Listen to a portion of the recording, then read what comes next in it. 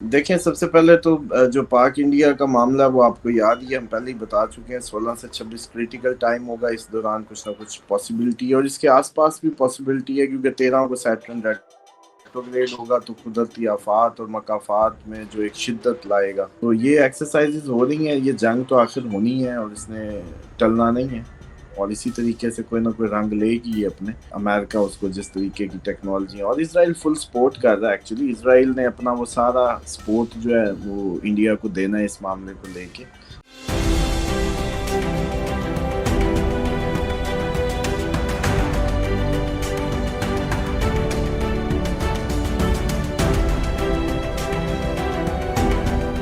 السلام علیکم، میں ہوں فلک شیخ اور آپ دیکھ رہے ہیں فلک شیخ آفیشل۔ ہمارے ساتھ موجود ہیں محمد اسامہ علی۔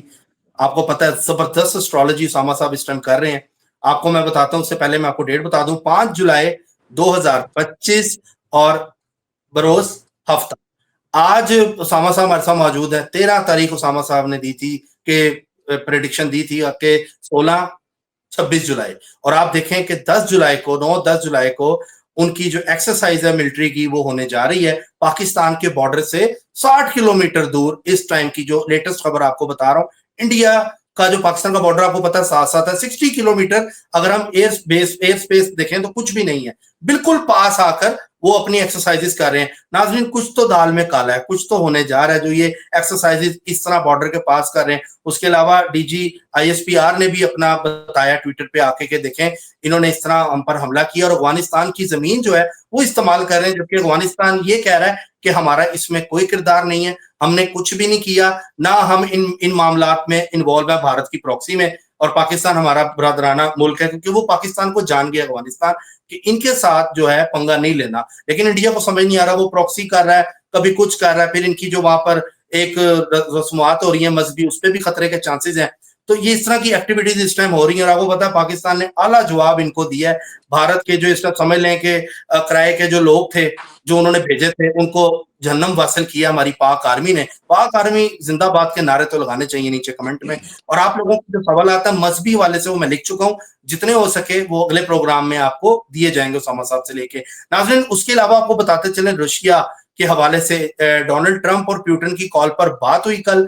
جیسے ہی کال پر بات ہوئی اس کے بعد پیوٹن تو قابو میں نہیں آیا، اس نے ایک ساتھ 500 میزائل ہر طرف یوکرین میں اس ٹائم آگ ہی آ گیا۔ مارس 9 نمبر آگ کا یوکرین کو پڑ گیا، اور ان کے جو کیپٹل ہے وہاں پر اتنی تباہی کی ہے پیوٹن نے، اتنی تباہی کی ہے کہ پیوٹن پتہ نہیں کال پہ ان کی کیا بات ہوئی ہے، جبکہ یوکرین اس ٹائم کر رہا ہے، کلیم کر رہا ہے کہ جی انہوں نے ٹرمپ نے کہا تھا میں صلح کرواتا ہوں، لیکن پیوٹن کہتا میں تو قبضہ کر کے ہی رہوں گا۔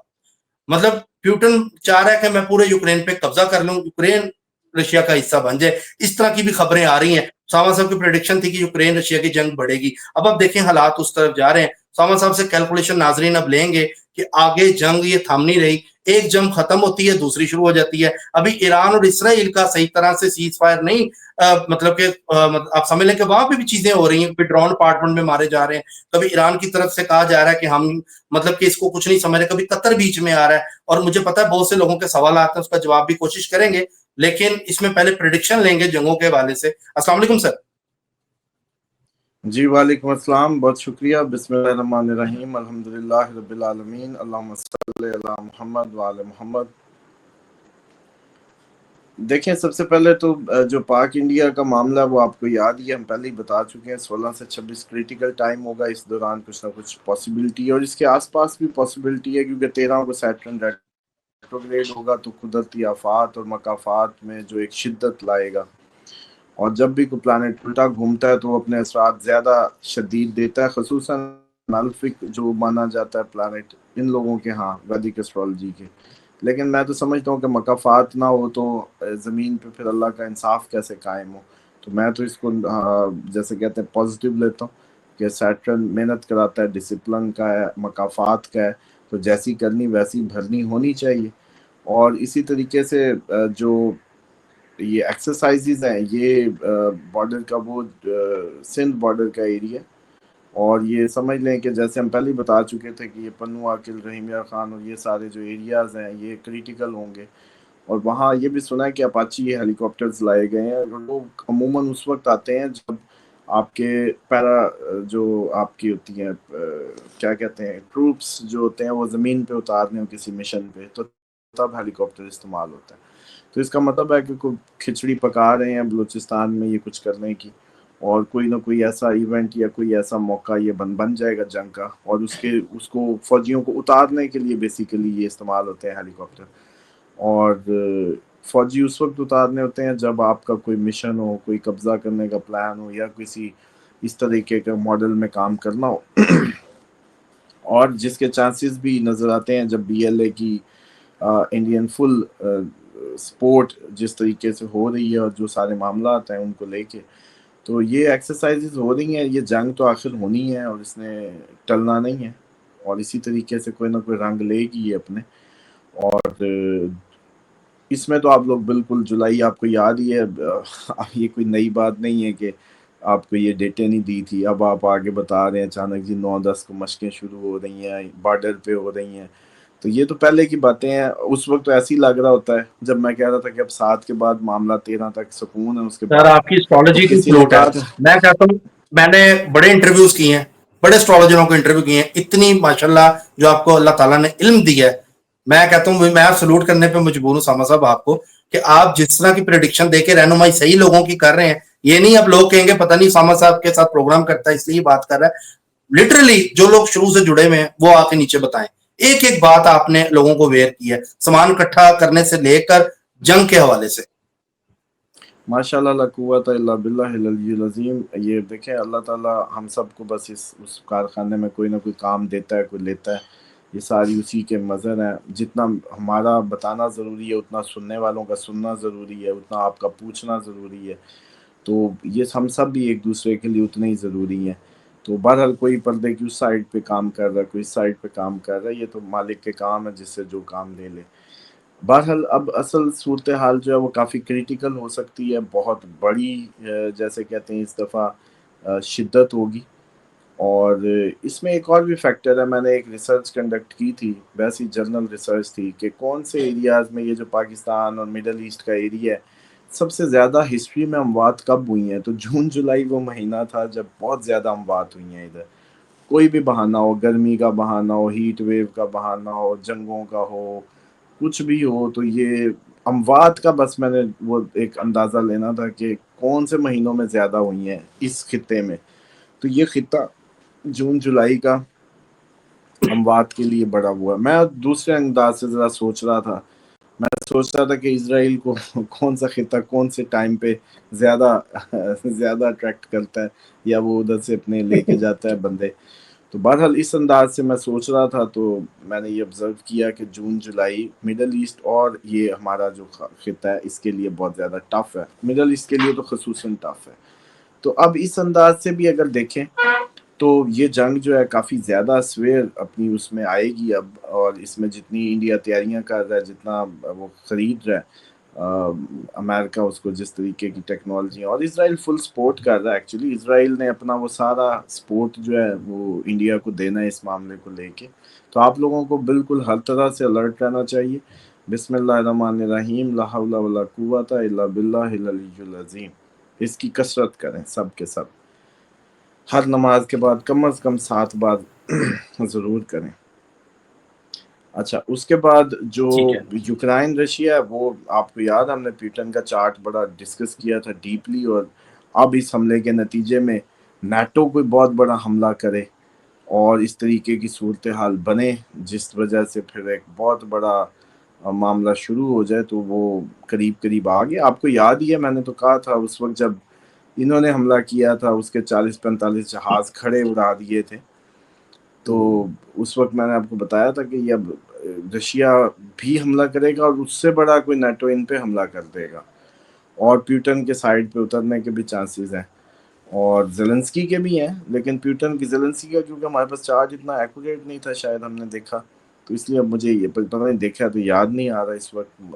لیکن بہرحال پیوٹن کا تو اچھے سے یاد ہے کہ, لیکن پیوٹن کی اصل اندر کی خبریں یہ ہیں کہ پیوٹن کی ایک وائف مسلمان ہے, کوئی کہہ رہے ہیں, کچھ کہتے ہیں کہ وہ مسلمانوں کے بہت قریب ہو رہا ہے, اس لیے بھی نیٹو اب اس کو جو ہے وہ کر رہا ہے نشانہ بنا رہا ہے. تیسرا مسلمانوں کی جو پرانی جیسے پبز ہیں کلبز ہیں ان کو بڑا ڈسکریج کر رہا ہے. مسلمانوں کے بہت قریب مانا جا رہا ہے. اور اوورال بھی اس کے تعلقات ایران سے ہوں, مسلم کنٹریز ترکی سے ہوں, جتنے بھی ارد گرد ممالک ہیں, قطر سے ہوں, سب مسلم ممالک سے اس کے تعلقات, امریکہ سے بھی مطلب بہت برابر, زیادہ نہیں تو کم بھی نہیں ہے. تو اس معاملے کو لے کے پیوٹن کو ہٹانے کی پوری کوشش, کیونکہ دیکھیں یہ اب رجیم چینج کر کے اپنی مرضی کے حکومتیں, اپنی مرضی کے فیصلے اور یہ سب کرائے جانے ہیں جو یورپ اور اس سب میں, اور اسی کا یہ ایک ماحول بنتا نظر آ رہا ہے.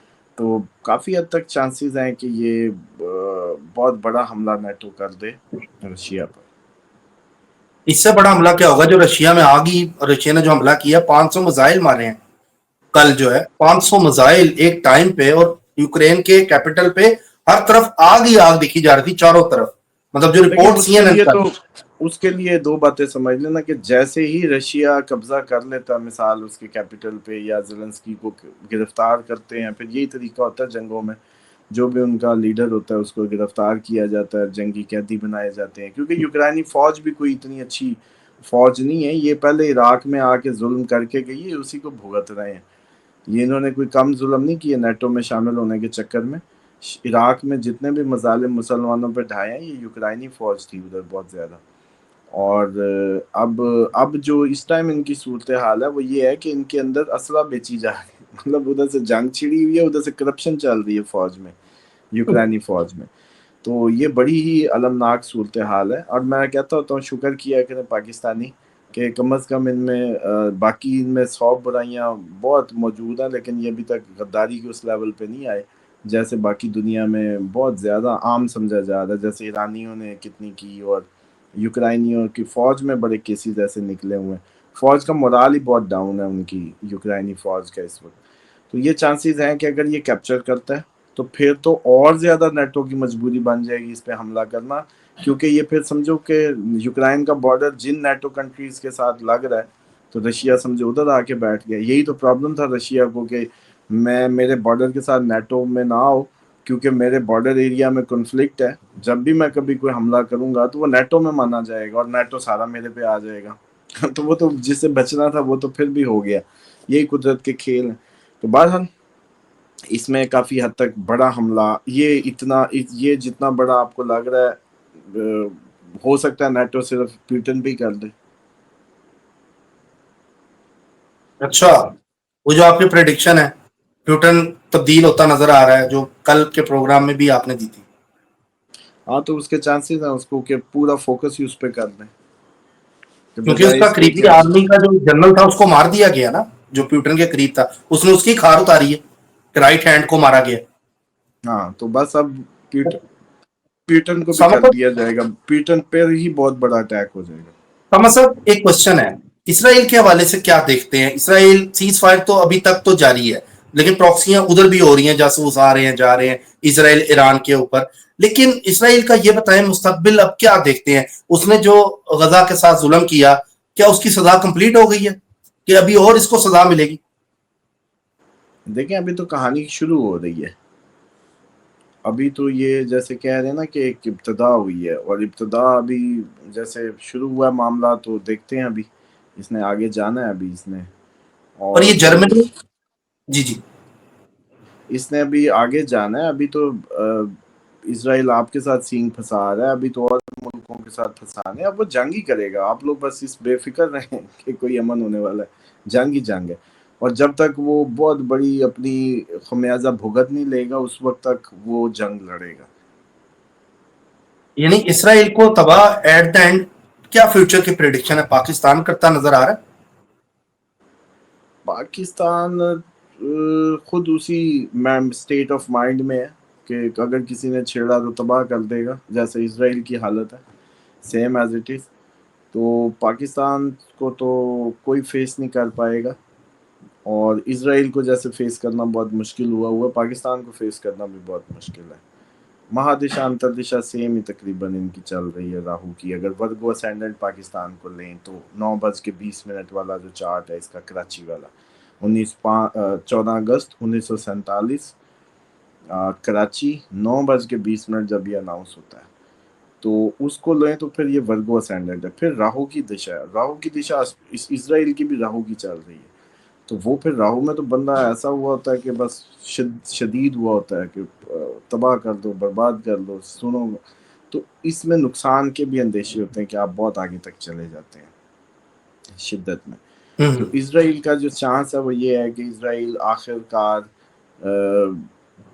टेक्नोलॉजी कितना काम करेगी जब तक कि सबको उठा के खड़ा नहीं कर लेता।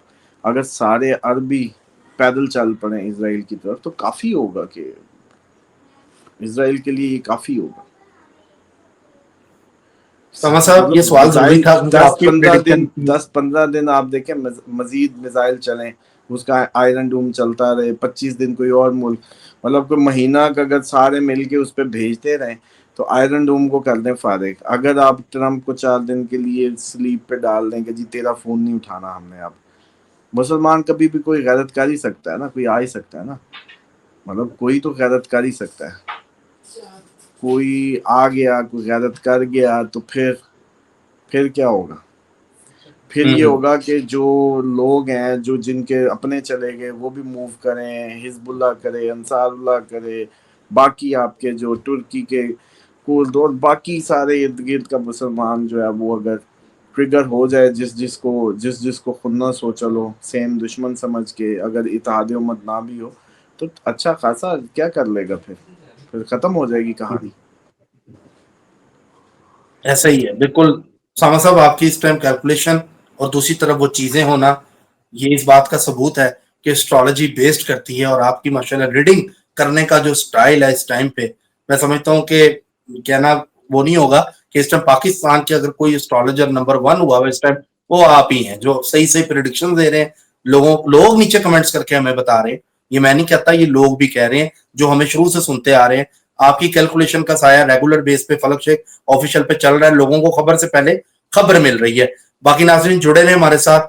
मुहर्रम के हवाले से आप लोगों के जो सवाल थे वो मैंने रेडी किए हैं, इंशाल्लाह कल उस पर हम बात करेंगे उसामा साहब से, और वो कल प्रोग्राम अपलोड होगा और उस पर आपके जो भी चीजें थी इस्लामिक पॉइंट ऑफ व्यू से वो उसामा साहब से जानने की कोशिश करेंगे। और अगर कोई ट्रेंड उस पर कुछ चीज आई तो भी आपको जंगी पॉइंट ऑफ व्यू से भी अपडेट मिलती रहेगी। अपना ख्याल रखें, मिलते हैं अगले वीडियो में। अल्लाह हाफिज।